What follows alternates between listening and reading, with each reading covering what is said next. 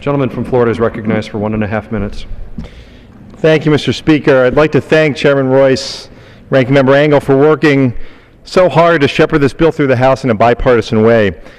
This legislation before us today takes a significant step forward in our efforts to prevent the Iranian regime from acquiring nuclear weapons capabilities.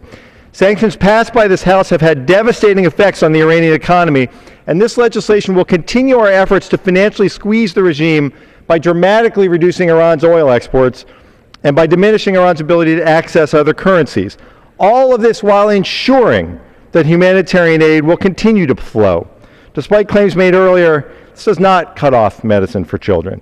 Beyond that, this bill recognizes that despite a somewhat surprising outcome to the June presidential elections, the Iranian people are still living under a regime that too often brutally represses democratic ideals.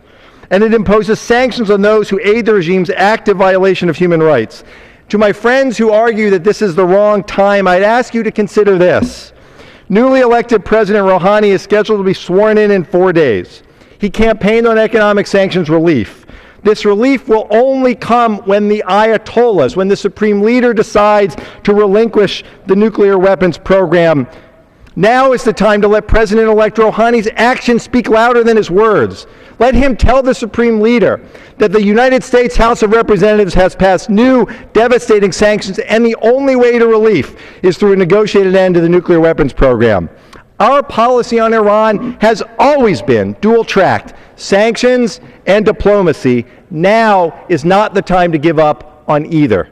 Thank you, and I yield back. Gentleman's time has expired. Gentleman from New York is recognized for 30 seconds.